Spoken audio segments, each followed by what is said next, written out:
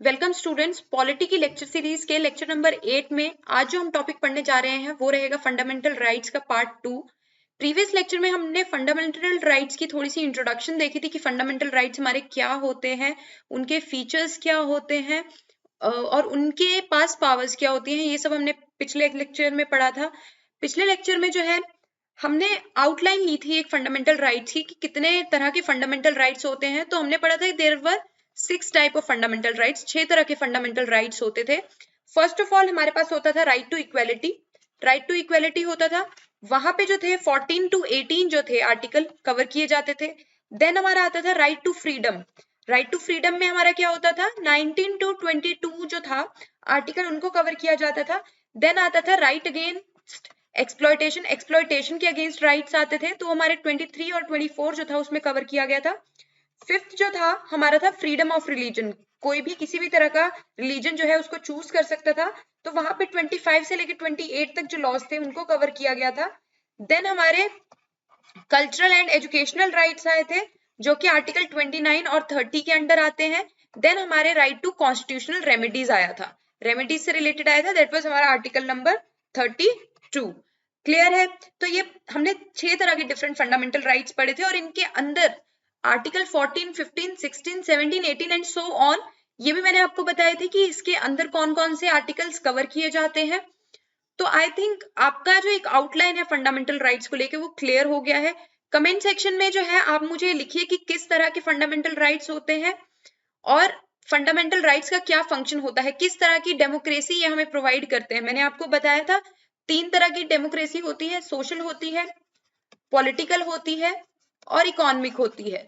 तो fundamental rights जो है हमें किस तरह की डेमोक्रेसी का फॉर्मेट प्रोवाइड करते हैं वो आप मुझे कमेंट सेक्शन में लिख के बताओगे, और जिसका भी आंसर करेक्ट होगा मैं उसको थम्स अप दूंगी। मैं जो भी क्वेश्चन आपसे पूछ रही हूँ वो डायरेक्ट और इनडायरेक्ट वे से क्वेश्चन एग्जाम में इंपॉर्टेंट रहते हैं। ये क्वेश्चन जो मैंने आपसे भी पूछा है ये प्रीवियसली एग्जाम में बहुत बार पूछा गया है, तो बेहतर होगा अगर आप इस क्वेश्चन का आंसर मुझे कमेंट सेक्शन में दे। जो भी इस क्वेश्चन का आंसर करेक्ट लिखेगा मैं उनको थम्स अप दूंगी और जो इनकरेक्ट लिखेगा उनको मैं करेक्ट आंसर वहां पे छोड़ दूंगी। क्लियर है? अब देखते हैं इस लेक्चर में हम लोग क्या क्या कवर करने जा रहे हैं। तो यहाँ पे इस लेक्चर में हम आज आर्टिकल 14 के बारे में पढ़ेंगे, देन आर्टिकल 15 के बारे में पढ़ेंगे, उसके बाद आर्टिकल 16 को, 17 को, 18 को कवर करेंगे एंड देन प्रीवियस ईयर के कुछ एमसीक्यूज है जिनको हम यहाँ पे डिस्कस करेंगे। और इस लेक्चर के जो पीडीएफ नोट्स हैं वो टेलीग्राम ग्रुप पे अवेलेबल हैं और टेलीग्राम ग्रुप का जो लिंक है वो डिस्क्रिप्शन में आपको दिया गया है। तो फर्स्ट ऑफ ऑल हम स्टार्ट करेंगे हमारे आर्टिकल 14 से। देखते हैं आर्टिकल 14 हमारा क्या कहता है। तो आर्टिकल 14 जो है उसकी क्लियर स्टेटमेंट मैंने पिछले लेक्चर में आपको बताई थी। बच्चों जो आर्टिकल 14 है हमारा, that is state shall not deny to its person equality before law और equal protection of laws within the territory of India. Clear है? यहाँ पे कुछ कीवर्ड्स हैं जो कि जानने बहुत जरूरी हैं। That is first of all state. State के बारे में मैंने आपको प्रीवियस लेक्चर में पढ़ाया था, लेक्चर 7 में, और वहां पे मैंने बताया था आर्टिकल 12 जो है वो स्टेट की डेफिनेशन को बताता है। तो ये स्टेट वही स्टेट है जो उस डेफिनेशन में डिफाइन किया गया है। आगे लिखा है शेल नॉट डिनाई, मतलब किसी को भी मना नहीं करेगा, टू एनी पर्सन। दूसरा कीवर्ड जो यहाँ पे है दैट इज एनी पर्सन। यहाँ पे ये पर्टिकुलरली किसी सिटीजन की बात नहीं कर रहा है, बट ये किसी भी पर्सन की, किसी भी इंसान की बात कर रहा है। वो सिटीजन भी हो सकता है, वो नॉन सिटीजन भी हो सकता है। और नॉन सिटीजन में तो मैंने आपको बताया था कि नॉन सिटीजन में क्या क्या आते हैं, हमारे फ्रेंडली एलियंस आते हैं और एनिमी एलियंस आते हैं। क्लियर है? यही आते हैं हमारे। तो ये हमारे यहाँ पे कवर होते हैं। तो ये 2 कीवर्ड्स हमने समझ लिए। नेक्स्ट जो है that is equality before law और इक्वल प्रोटेक्शन ऑफ लॉज। ये दोनों में स्टेटमेंट आपको अभी थोड़े मिनट्स में बताऊंगी, बट ये पहले नेक्स्ट वाला देख लेते हैं, with in the territory of India. अब जो टेरिटरी ऑफ इंडिया है ये मैंने आपको कब पढ़ाया था, ये मैंने आपको बताया था जब मैंने आपको यूनियन एंड इट्स टेरिटरी वाला लेक्चर करवाया था। तो वहां पे मैंने आपको बताया था टेरिटरी ऑफ इंडिया के अंदर क्या आता है। टेरिटरी ऑफ इंडिया के अंदर आता है इंडिया की स्टेट्स, मतलब इंडियन स्टेट्स आएंगी, इंडियन यूनियन टेरिटरीज आएंगी, मतलब यूनियन टेरिटरीज ऑफ इंडिया आएंगी, और उसके बाद वो टेरिटरीज आएंगी जो इंडियन गवर्नमेंट ने एक्वायर की है किसी भी पॉइंट ऑफ टाइम पे। Territories acquired by government of India at any point of time. Okay, at any point of time. तो ये वो वाली बात कर रहा है। तो टेरिटरी ऑफ इंडिया जो है ये भी एक इलेबोरेटिव टर्म है। तो ये हमारे 3 कीवर्ड्स हो गए जो हमने यहाँ पे डिफाइन किए। देन नेक्स्ट जो है equality before law. Equality before law का मतलब क्या है? इक्वेलिटी बिफोर लॉ का मतलब है कि यहाँ पे जो लॉ है, मतलब जो कानून है वो सुप्रीम होगा। सुप्रीम क्या होगा? कानून होगा। कानून की आंखों में सब बराबर होंगे। क्लियर है? कानून की आंखों में सब बराबर होंगे। बट इंडियन अगर इंडियन जुडिशरी की बात करें तो आप वहां पे गए होंगे, एक तराजू पकड़े हुए एक औरत होती है, वहां पे उसकी आंख पे पट्टी बंधी होती है। उसका मतलब क्या होता है? सब बोलते हैं कानून अंधा होता है। कानून अंधा होने का मतलब क्या है? कि उसकी नजर में वो किसी को आंखें खोल के नहीं देखेगा कि कौन अमीर है, कौन गरीब है, कौन डार्क कॉम्प्लेक्शन का है, कौन फेयर कॉम्प्लेक्शन का है। उसकी नजरों में सबके सब बराबर है, इसलिए बोला जाता है कानून अंधा है, उसके लिए सब बराबर है। क्लियर है? तो इक्वेलिटी बिफोर लॉ जो है वो बेसिकली हमारी जो है ब्रिटिश ओरिजिन से ली गई है। मतलब वो बेसिकली ब्रिटिशर्स की ओरिजिन है। मतलब जो हमारे ऊपर अंग्रेजों ने राज किया है ये उनकी देन है हमें। तो हमारे कॉन्स्टिट्यूशन ऑफ इंडिया में जो है वो भी लेगेसी शो होती है हमारे ब्रिटिशर्स की। इक्वेलिटी बिफोर लॉ को अगर हम देखें तो इक्वेलिटी बिफोर लॉ को हम थोड़ा सा और डिटेल में समझते हैं कि यहाँ पे बोल क्या रहा है equality before law. Equality before law जो है वो बात करता है कि सबके सब जो है वो कानून की नजर में बराबर है। किसी भी पर्सन को किसी भी तरह का प्रिविलेज नहीं दिया गया है। नो प्रिविलेज, मतलब किसी को भी किसी भी तरह का प्रिविलेज नहीं दिया जाएगा। क्लियर है? और सबके सब जो है, अगर कोई भी लॉ इम्प्लीकेट किया गया है, कोई भी लॉ को लागू किया गया है, तो उस लॉ की नजर में सबके सब बराबर होंगे। सबके सब जो है उन पे इक्वल कार्रवाई की जाएगी और no person is above law, और कोई भी पर्सन जो है वो कानून से ऊपर नहीं है। तो ये टर्म आपको समझ में आई, इक्वेलिटी बिफोर लॉ। कई बार एग्जाम में इससे रिलेटेड क्वेश्चन पूछा जाता है कि इक्वेलिटी बिफोर लॉ जो है कहां से ओरिजिनेट हुआ है, तो वो हुआ है ब्रिटिशर्स से ओरिजिनेट या ब्रिटिश कॉन्स्टिट्यूशन से ओरिजिनेट। क्लियर है? ये आपको समझ में आ गया। नेक्स्ट जो है यहाँ पे दैट इज हमारा equal protection of laws. Equal protection of laws की बात करता है। यहाँ पे जो है हमने देख लिया equality before law British origin का है, जो इक्वल प्रोटेक्शन ऑफ लॉज है ये यूएसए के ओरिजिन का है। मतलब देख लो दोनों इंग्लिश कंट्रीज से हमारे इंडिया का जो कॉन्स्टिट्यूशन है वो डिराइव्ड है। जो भी हमारी लॉज की बातें करते हैं हम, वो बेसिकली ब्रिटिशर्स और यूएसए से ओरिजिनेटेड है। ये क्यों है ऐसा? क्योंकि ये वहां की बेस्ट प्रैक्टिसेस हैं। ये बेस्ट प्रैक्टिसेस है। जब बी आर अम्बेडकर जी ने इंडिया का कॉन्स्टिट्यूशन बनाया था तो उन्होंने हर कॉन्स्टिट्यूशन से जो भी उनकी बेस्ट प्रैक्टिसेस थी उनको अपना अडॉप्ट कर लिया और उससे जो है भारत का कॉन्स्टिट्यूशन के निर्माण किया। क्लियर है? तो आपने ये नहीं सोचना कि हमने अंग्रेजों से ले लिया, फिर से ऐसे किया वैसे किया, ऐसा कुछ नहीं किया। हमने जो है जो बेस्ट प्रैक्टिसेस हैं उनको अडॉप्ट किया है। हमारा जो कॉन्स्टिट्यूशन है, भारत का जो कॉन्स्टिट्यूशन है, वो विश्व में सबसे बड़ा कॉन्स्टिट्यूशन है।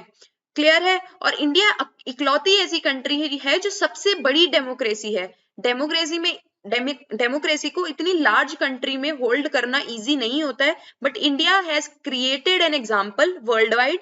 उन्होंने एक वर्ल्ड वाइड एग्जाम्पल क्रिएट की है जिसके थ्रू सबके सब जो है इंडिया को रिस्पेक्टफुली देखते हैं कि इंडिया इतनी लार्जर डेमोक्रेसी है, इतनी बड़ी कंट्री, इतनी बड़ी पॉपुलेशन होने के बावजूद उसने जो डेमोक्रेटिक वैल्यूज हैं उनको बहुत अच्छे से संभाल के रखा हुआ है। क्लियर है? तो अब हम इक्वल प्रोटेक्शन ऑफ लॉज देख लेते हैं। यहाँ पे क्या बोलता है? यहाँ पे इक्वल्स को इक्वली ट्रीट किया गया है। मतलब अगर कोई भी लोग इक्वल हैं तो उनको इक्वली ट्रीट किया गया है अंडर सेम सर्कमस्टांसेस। क्लियर है? बट इक्वल्स को अनइक्वली भी ट्रीट किया गया है। कब? जब सर्कमस्टांसेस उनके डिफरेंट हैं। इसमें ये बोला जाता है कि जो सेम है लोग उनको इक्वल लेवल का ट्रीटमेंट देना चाहिए without any discrimination. Without any discrimination. Clear है? तो ये दो चीजें हैं जो इनके बीच में देखने को मिलती है हमें, इक्वेलिटी बिफोर लॉ को और इक्वल प्रोटेक्शन ऑफ लॉज को। जो हमारा इक्वेलिटी बिफोर लॉ है ये हमारी नेगेटिव कॉनोटेशन में यूज होता है, क्योंकि इस पे क्वेश्चन पूछा जाता है कि इक्वेलिटी बिफोर लॉ हमारी नेगेटिव कॉनोटेशन बनती है। नेगेटिव कॉनोटेशन का मतलब है कि ये स्टेट पे रिस्ट्रिक्शन लगाती है, स्टेट को रिस्ट्रिक्ट करती है। नेगेटिव का मतलब ये होता है। और जो हमारी इक्वल प्रोटेक्शन ऑफ लॉज है ये पॉजिटिव कॉनोटेशन में बिलीव करती है। मतलब यहाँ पे स्टेट जो है रोल प्ले करती है ताकि जो है हमारा लॉ सबको इक्वल प्रोटेक्शन प्रोवाइड करे। क्लियर है? यहाँ पे क्योंकि लॉ सुप्रीम है, फर्स्ट केस में जो है लॉ सुप्रीम है इसलिए स्टेट के रोल को रिस्ट्रिक्ट करेगी, बट सेकंड केस में स्टेट ही है जो हमारे लॉस को प्रोटेक्ट कर रही है, इसलिए ये पॉजिटिव कॉनोटेशन में यूज होता है। क्लियर है? अब थोड़ा सा देख लेते हैं। हमने यहाँ पे बोला कि सब इक्वल है, सब बराबर हैं, बट व्हाट इफ कि कोई अपनी इस इक्वालिटी को ब्रीच कर जाए और समझ ले स्टेट तो कुछ ही नहीं है।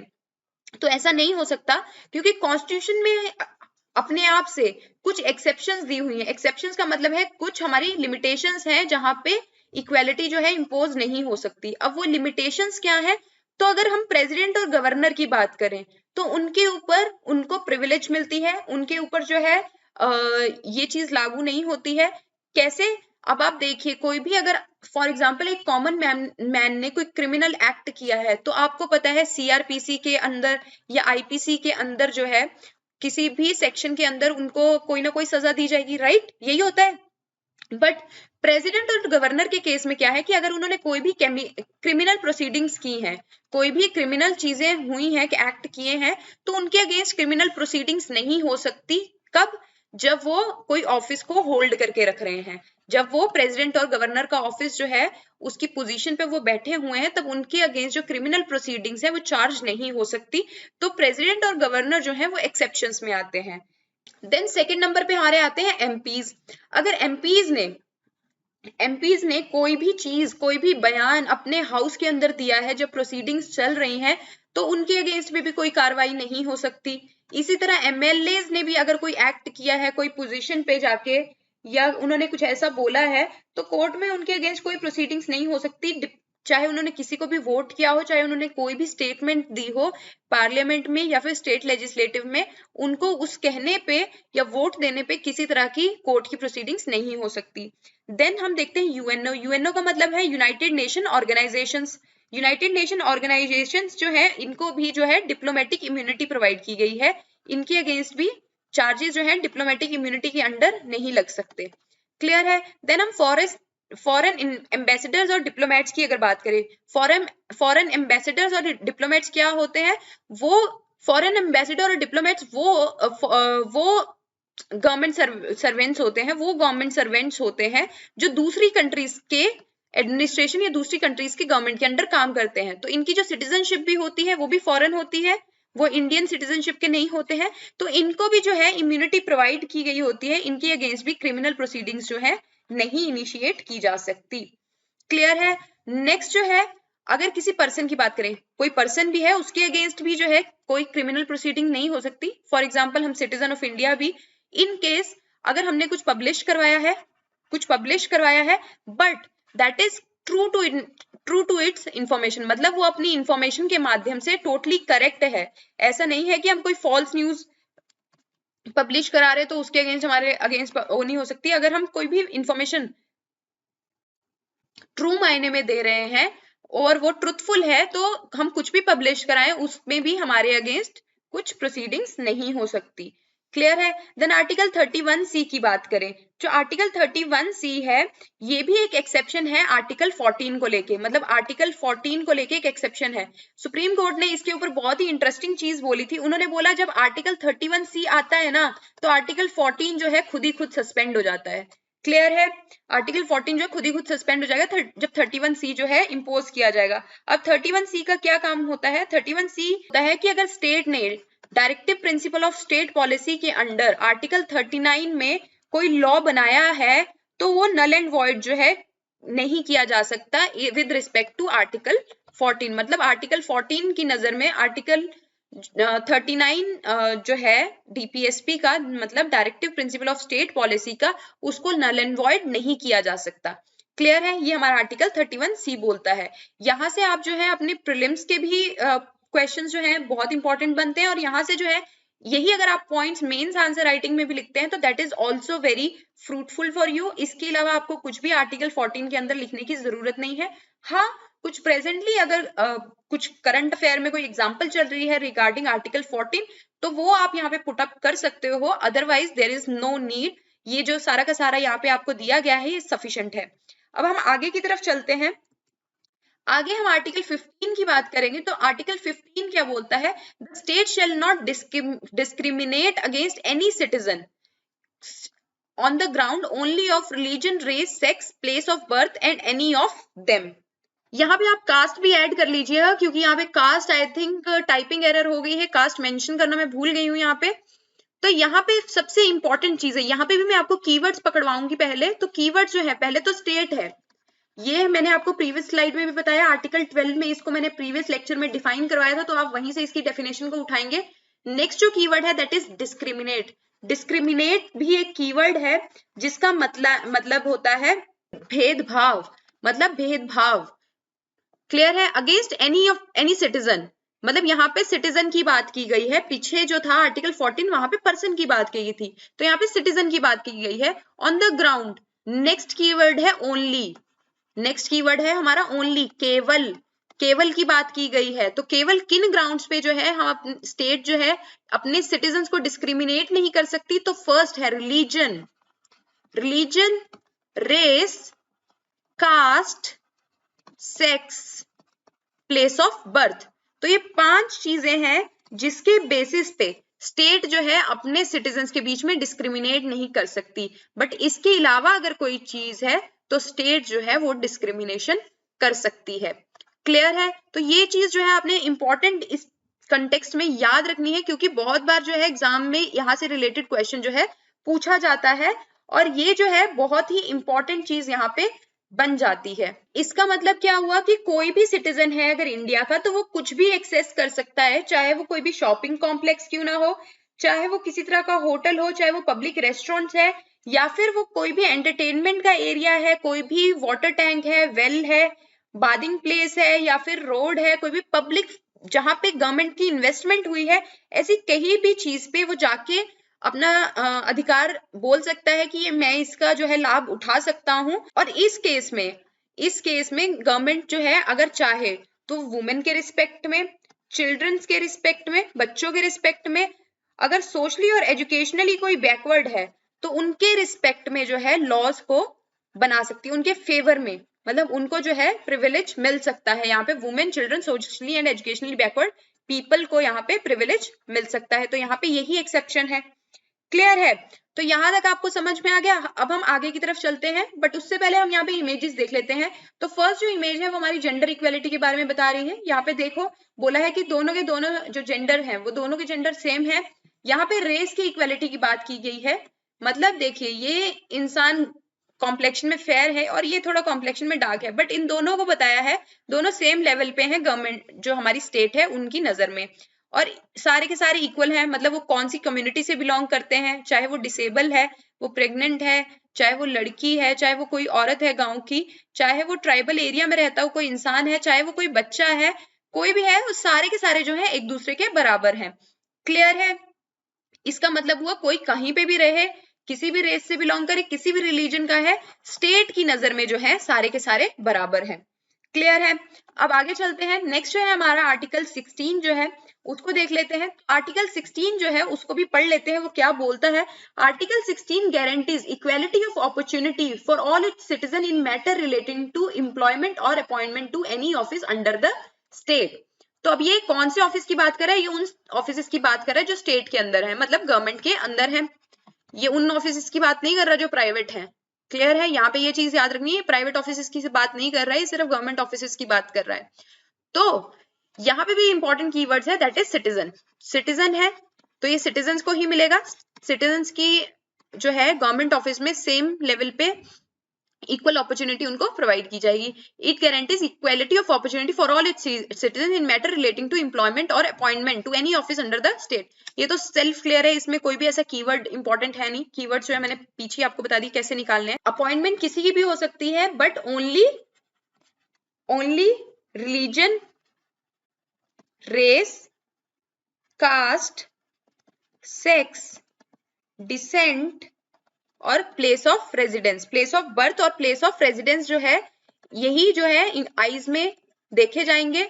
अदरवाइज और कोई एक्सेप्शन है और कोई बेसिस पे है वहां पे इक्वल अपॉर्चुनिटी नहीं प्रोवाइड की जाएगी। ठीक है? तो आपने 6 चीजें जो है नोट डाउन कर लेनी है कॉपी में, क्योंकि यहाँ पे ओनली कीवर्ड जहां लग जाता है ना वहां से एग्जाम में बहुत ट्रिकी क्वेश्चन बन जाते हैं। क्लियर है? तो इस जो आर्टिकल का है मेन मतलब यही है। यहाँ से जो क्वेश्चन बनते हैं वो मैं आपको बताते जा रही हूँ। ये ओनली कीवर्ड जहां लग जाता है ना, यहाँ से बहुत ही ज्यादा ट्रिकी क्वेश्चन, एग्जामिनर बहुत घुमा के क्वेश्चन पूछता है। तो आपने ये ओनली के साथ लगे हुए जो वर्ड्स है ना इनको दिमाग में बिठा लेना है। आर्टिकल 15 में डिसेंट की बात नहीं की गई थी, बट आर्टिकल 16 में डिसेंट की भी बात की गई है। अब जो आर्टिकल 16 है इससे रिलेटेड हमारा 77th कॉन्स्टिट्यूशनल अमेंडमेंट एक्ट है, जिसने बताया था कि रिजर्वेशन जो है SC ST के लिए प्रमोशंस के लिए वो कंटिन्यू रहना चाहिए। क्लियर है? तो ये 77th कॉन्स्टिट्यूशनल अमेंडमेंट एक्ट जो है वो भी इंपॉर्टेंट हो जाता है। अदरवाइज जो है एक और कमीशन है इससे रिलेटेड इंपॉर्टेंट आर्टिकल 16 से, जिसका नाम है हमारा मंडल कमीशन। मंडल कमीशन, और मंडल कमीशन जो है इसको पॉपुलरली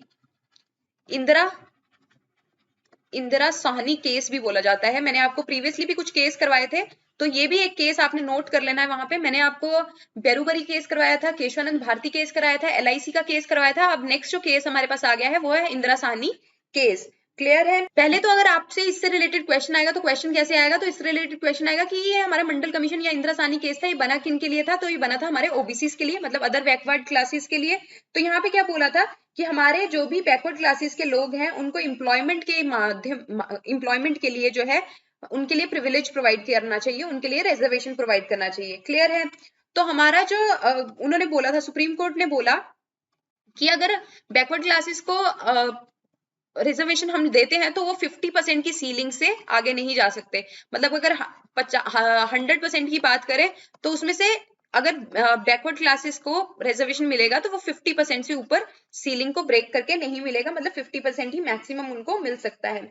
और जो है यहाँ पे क्रीमी लेयर का कॉन्सेप्ट भी जो था इनकलकेट किया गया, मतलब अगर कोई इकोनॉमिकली मतलब फाइनेंशियली रिच है तो उसको जो है अदर बैकवर्ड क्लासेस की लिस्ट से जिनको भी मतलब रिजर्वेशन मिलना है उनको उस लिस्ट से बाहर निकाला जाए, क्रीमी लेयर वालों को। क्लियर है? और इन्होंने एक और चीज बोली थी कि जो रिजर्वेशन मिलेगा वो पोस्ट के अपॉइंटमेंट ही लिए मिलेगा, मतलब पोस्ट पे अगर किसी को अपॉइंट करना है एट द फर्स्ट प्लेस तभी मिलेगा, वो उनके प्रमोशंस के लिए नहीं मिलेगा। ये सारा का सारा जो था मंडल कमीशन ने बोला था, मतलब इंदिरा साहनी केस में बोला गया था, उसकी जजमेंट्स थी ये। तो ये भी बहुत इंपॉर्टेंट पॉइंट्स बनते हैं, तो मैं एक बार रिपीट कर देती हूँ इन पॉइंट्स को। तो फर्स्ट ऑफ ऑल जो हमारा मंडल कमीशन या इंदिरा साहनी केस बना था, ये बना था अदर बैकवर्ड क्लासेस के लिए।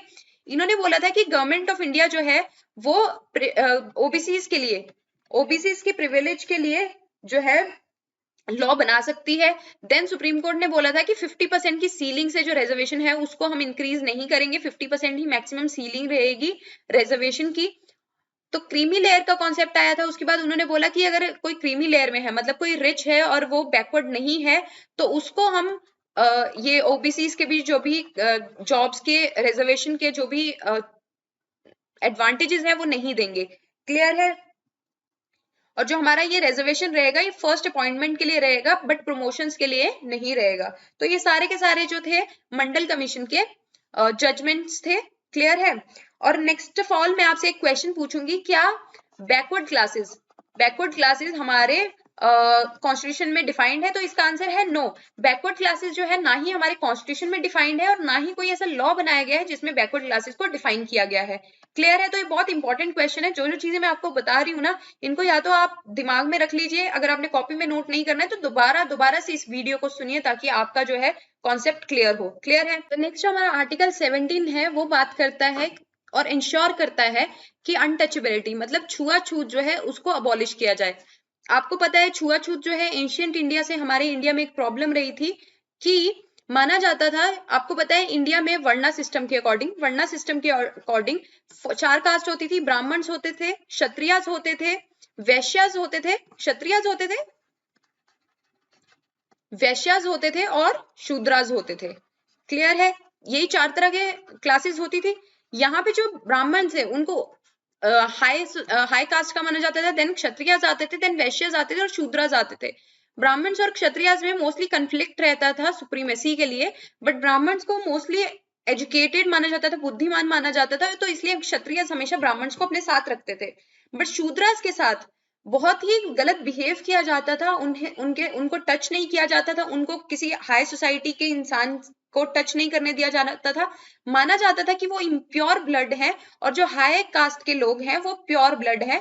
तो यहाँ से जो है ये इनइक्वालिटी एंशिएंट इंडिया के टाइम से चलती आई थी, बट जब हमारा भारत आजाद हुआ तो इंडिया के गवर्नमेंट ने ऐसा लॉ बनाया कि सारे के सारे बराबर हैं, हमारा प्रियम्बल यही बोलते हैं सब बराबर है। तो इस अनटचेबिलिटी जो ये गलत प्रथा चलती आ रही थी, इसको रोकने के लिए जो है ये फंडामेंटल राइट्स के अंदर डाला गया ये आर्टिकल, क्योंकि फंडामेंटल राइट्स के अगेंस्ट आप जा नहीं सकते।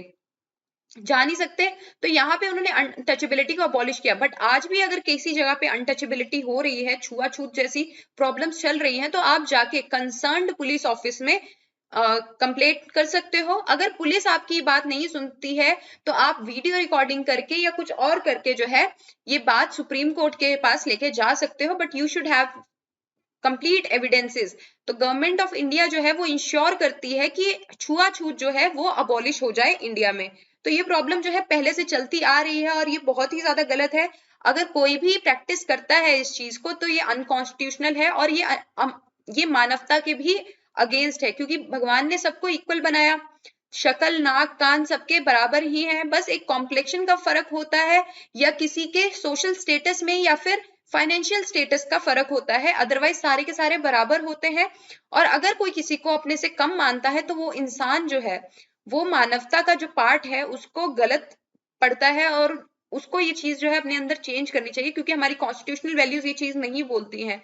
हमें सबको इक्वली ट्रीट करना चाहिए और हमारी आंखों के सामने अगर किसी के साथ गलत हो रहा है तो हमें उस चीज के लिए भी स्टैंड लेना चाहिए, बोलना चाहिए कि ये गलत है। क्योंकि अगर आप गवर्नमेंट जॉब्स के लिए प्रिपेयर कर रहे हैं या आप एक नॉर्मल सिटीजन भी हैं और आप भारत को एक नया चेहरा देना चाहते हैं, तो फर्स्ट ऑफ ऑल आप ये मान के चलिए कि सारे के सारे बराबर हैं, कोई भी आपसे छोटा नहीं है और कोई भी आपसे बड़ा नहीं है। क्लियर है? सबको इक्वल रिस्पेक्ट दीजिए, सबका सम्मान कीजिए, चाहे वो आपसे छोटा है उसको भी धुतकारने की जरूरत नहीं है, उसको प्यार दीजिए, और जो आपसे बड़ा है उसको इज्जत दीजिए। कोई आपसे गलत तरीके से भी बात करता है तब भी उसे जो है रिस्पेक्टफुली रिस्पॉन्ड करिए। ऐसे में क्या होता है, वो इंसान का चरित्र बदल जाता है और वो भी जो है कामनेस की तरफ को आ जाता है। क्लियर है?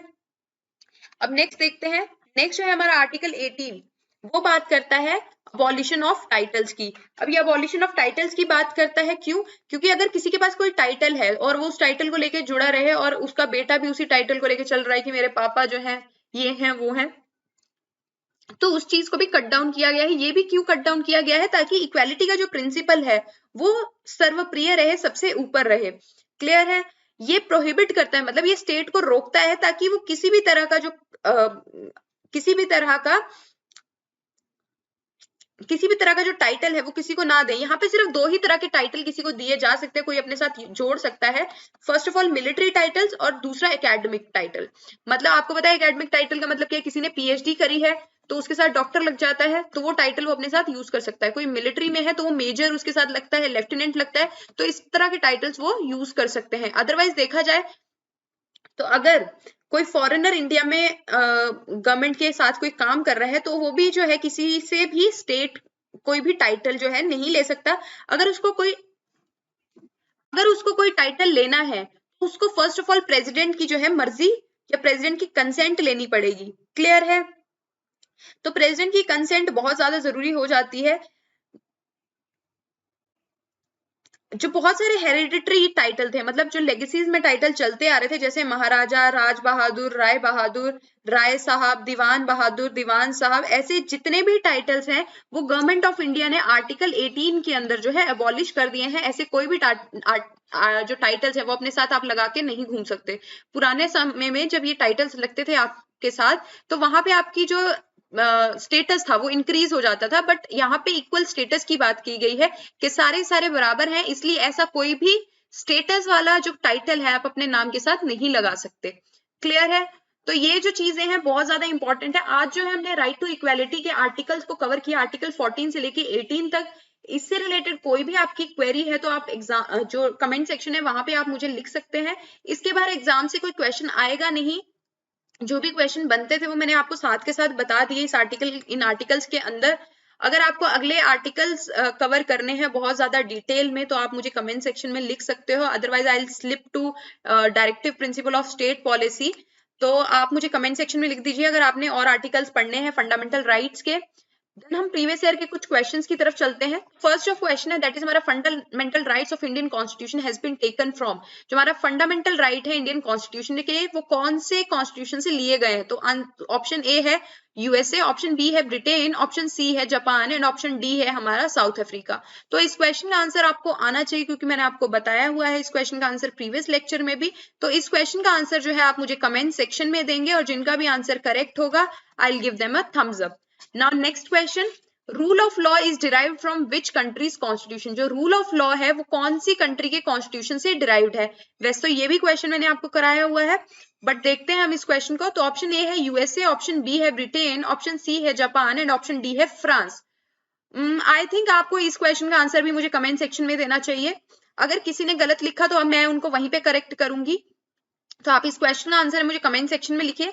नेक्स्ट क्वेश्चन की तरफ चलते हैं। Equality of opportunity in public employment will not be available on the ground of, मतलब इक्वालिटी ऑफ अपॉर्चुनिटी अगर पब्लिक एम्प्लॉयमेंट की बात करें तो किस ग्राउंड पे हमें नहीं मिल सकती। तो ऑप्शन ए है रिलीजन, ऑप्शन बी है रेस, ऑप्शन सी है डिसेंट एंड ऑप्शन डी है कॉर्पोरेशन। तो हमने जब equality of opportunity in public employment की बात की थी तो हमने कौन कौन से ग्राउंड देखे थे कि किस किस ग्राउंड पे हमें equality of opportunity in public ground मिल सकती है। तो वो था रिलीजन था हमारा, रेस था, कास्ट था, सेक्स था, डिसेंट था और प्लेस ऑफ बर्थ था। प्लेस ऑफ बर्थ या प्लेस ऑफ रेजिडेंस था, इनके बेसिस पे हमें इक्वालिटी ऑफ अपॉर्चुनिटी जो है पब्लिक ऑफिस में मिलेगी। तो यहाँ पे कौन सी चीज है जो कि नहीं है, तो दैट इज कॉर्पोरेशन। कॉर्पोरेशन नहीं है तो यहाँ पे करेक्ट आंसर बन जाता है option D. Okay, now question number 4, which part of Indian constitution is known as Magna Carta of India. कौन से कॉन्स्टिट्यूशन के पार्ट को मैग्ना कार्टा ऑफ इंडिया बोला जाता है। ये तो मैंने आपको प्रीवियस लेक्चर में करवाया था, पिछले लेक्चर में। तो यहाँ ऑप्शन देख लेते हैं। पार्ट 3, ऑप्शन बी है पार्ट 4, ऑप्शन सी है पार्ट 5, देन ऑप्शन डी है पार्ट 2। इस क्वेश्चन का आंसर मैंने आपको प्रीवियस लेक्चर में दिया था, तो मैं आपको यहाँ पे आंसर बता देती हूँ। तो यहाँ पे जो करेक्ट आंसर है दैट इज हमारा ऑप्शन ए, जो हमारा पार्ट 3 है इंडियन कॉन्स्टिट्यूशन का, और that is known as Magna Carta of India. Now question number 5, Indira Sawhney case. Indira Sawhney case जो है that is related to, option A है ओबीसीज, ऑप्शन बी है एससीज, ऑप्शन सी है एसटीज एंड ऑप्शन डी है ट्रांसजेंडर्स। तो यहाँ पे जो करेक्ट आंसर है वो है हमारा ऑप्शन ए, मतलब ओबीसीज में जो है ओबीसी से रिलेटेड है हमारा इंदिरा साहनी केस। अब आपने मुझे डेट बतानी है कि इंदिरा साहनी केस जो था वो कौन से ईयर में आया था। क्लियर है, वो कौन से ईयर की जजमेंट है ये आप मुझे कमेंट सेक्शन में बताओगे। तो आज टोटली जो है आपके 4 क्वेश्चन हो गए हैं जिनके आंसर आपने मुझे कमेंट सेक्शन में देने हैं। तो इस चीज को रिलीजियसली और ऑनेस्टी से करते जाइए, क्योंकि जितने क्वेश्चन आप अटेम्प्ट करेंगे वो आपके लिए ही फायदा है। नाउ इस लेक्चर की जो पीडीएफ है वो आप टेलीग्राम ग्रुप से ले लेना। टेलीग्राम ग्रुप का जो लिंक है वो डिस्क्रिप्शन में आपको दिया गया है।